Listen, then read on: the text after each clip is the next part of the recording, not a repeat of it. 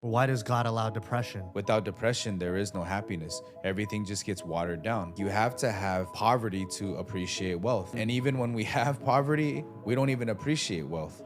I think depression is not God's fault. It's a broken state of humanity. Trust and believe that there's a plan for everything, whether you see it or believe it or not. I'm proof of that. You will have scars, you will have past trauma, but God is not going to heal you from something that can help someone else later in the future. People have to get out of this mindset. I'm sorry to say, everything has to be like peaches and cream in life. Because if God is good, he will do everything that I say. And how is that working out, right? It's not going to work out for you. We have to realize no matter what God says, no matter what I feel, there is something that's going to come out of this, whether I Mhm. see it or not. That's why it's called faith. That concept to them, it's too deep for some people. Why? Because they're their own gods and they don't realize it. So they're saying, God, why do you do this? Why do you do that? Why does God allow evil to exist, for example? But what they're saying, the undertone of that is, if I was God, I would be a better God and I would lead the world better and I would create the world better and I would do these things. But it's like, you can't even lead your own life right though. Job was like, what did I do wrong? And he was fairly arrogant. And God said, please tell me something. Where were you when I measured the four corners of the earth? I know what I know, but look at you. You're trying to tell me, creation, tell creator what to do. But then people don't care about that, right? So there's two types. You either care and go, wow, I realize maybe the questions that I'm asking are very, very like disrespectful towards God. Or it's like, I don't care about that. I just want to accessorize God to then get rid of my depression and loneliness and anger and frustration. And I don't really want to know him. I just need him to give me the peace and then I'll know him. They think that